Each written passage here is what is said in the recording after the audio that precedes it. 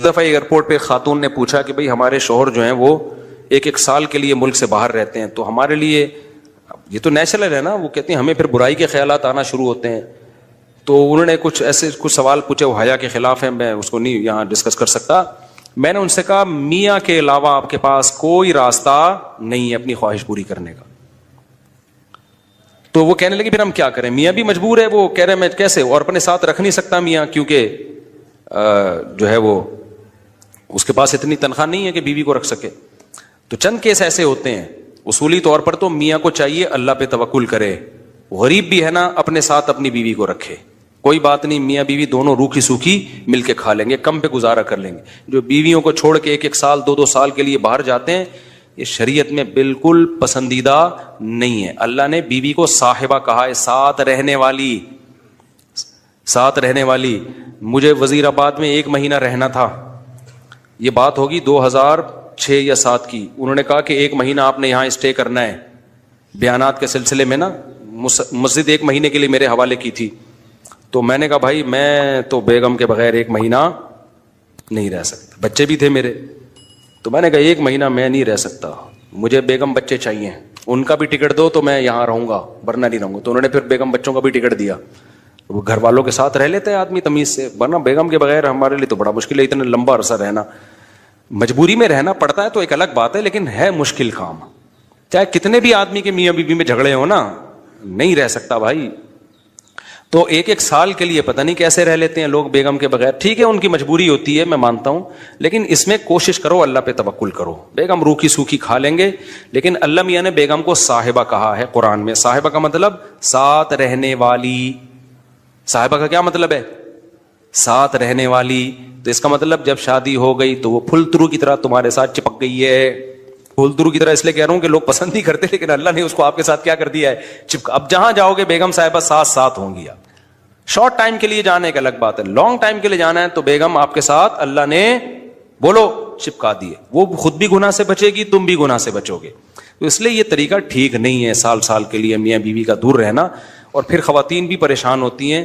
تو گناہ کسی کے لیے بھی حلال نہیں ہے. میں نے اس خاتون سے کہا کہ 1 سال آپ کا شوہر باہر ہے، کیا اس کے لیے حلال ہے گناہ کرنا وہاں پہ؟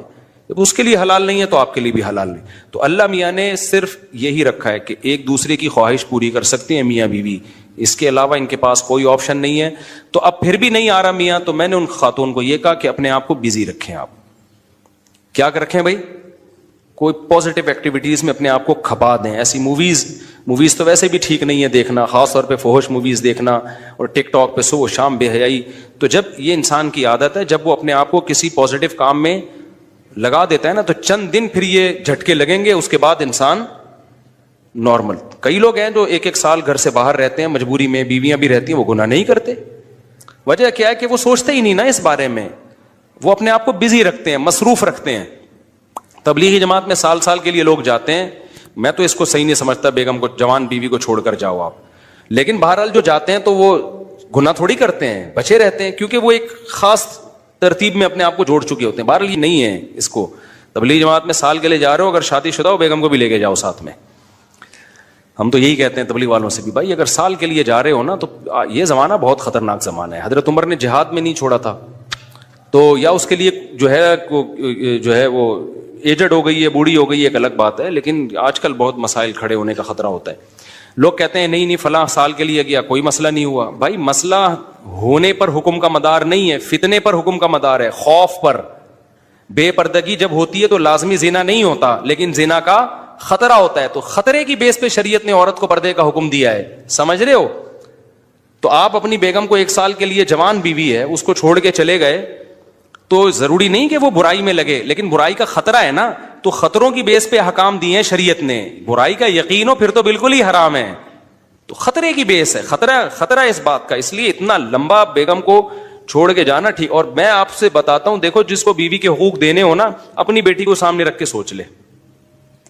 آپ یہ چاہتے ہو کہ آپ کی بچی کی شادی ہو اور داماد اس کو 1 سال کے لیے چھوڑ کے چلا جائے، تو آپ اپنی بیٹی کے لیے پسند کرو گے اس بات کو؟ تو جو اپنے کے لیے پسند نہیں کر رہے، دوسروں کی بیٹیوں کے لیے کیوں پسند کر رہے ہو اس بات کو؟ بھائی یہ تو غلط ہے نا. تو اس لیے یہ اچھے لوگوں کی علامت نہیں ہے. تبلیغ میں اللہ کے لیے قربانی دے رہے ہوتے ہیں، لیکن بیگم کو بھی لے جاؤ یار.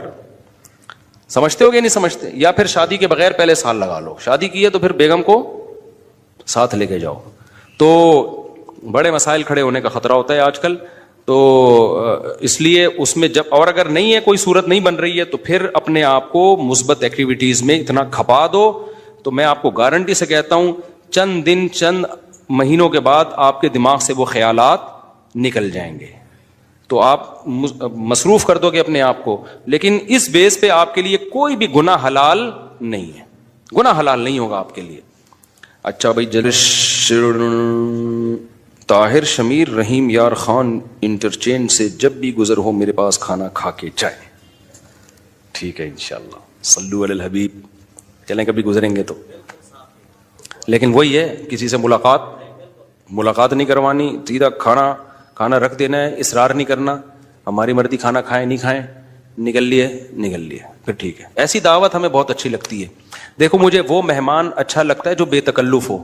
آپ سمجھتے ہو نا میری اس پوری تقریر سے کہ میں لوگوں سے ملنا نہیں چاہتا, ایسا نہیں ہے. بے تکلف آدمی مجھے پسند ہے. میرے پاس 3 دن بھی لوگ ٹھہر کے جاتے ہیں جو میرے رشتہ دار نہیں ہیں, لیکن یہ وہ لوگ ہیں.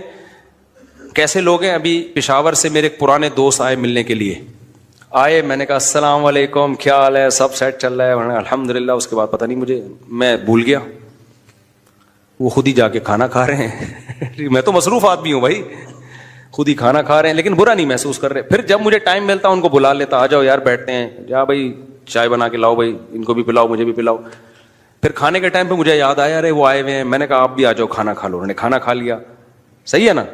پھر بھول گیا میں کہاں گئے, پتہ نہیں کہاں گئے. پھر اگلے دن مجھے یاد آیا اوڑے بندہ آیا ہوا ہے بھائی, لیکن وہ ناراض نہیں ہو رہا. پھر میں آیا, جب میں فارغ ہوا میں نے کہا آ جاؤ یار, میں نے فلاں جگہ جانا ہے بیان کے لیے, آپ بھی میرے ساتھ ہی گاڑی میں آ جاؤ. اپنے ساتھ گاڑی میں بٹھایا, لے گئے ان کو, بیان کیا, گھمائے, پھر آیا اپنے ساتھ ہی واپس لے. پھر بھول گیا میں, پتہ نہیں بندہ گیا کہاں پہ. تو وہ ناراض نہیں ہوئے. 3 دن اسی طرح ہم نے ہنسی خوشی گزارے. اس کے بعد وہ نکل لیے. انہوں نے کہا میں پشاور پہنچ چکا ہوں.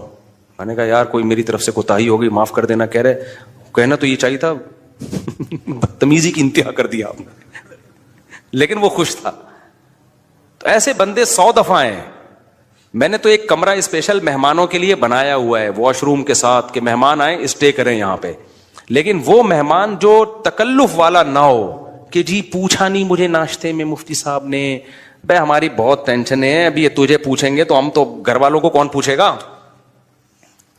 ہاں کوئی بہت میرے ٹیچر آ جائے نا, استاذ آ جائے, معزز مہمان, کوئی بہت ہی اپر لیول کا میرے ٹیچر آ جائے, میرا چاچو آ جائے, وہ چاچو تو میرے بیچارے انتقال ہو گیا, میرے ماموں آ جائیں, تو ان کے ساتھ یہ سلوک نہیں ہوگا.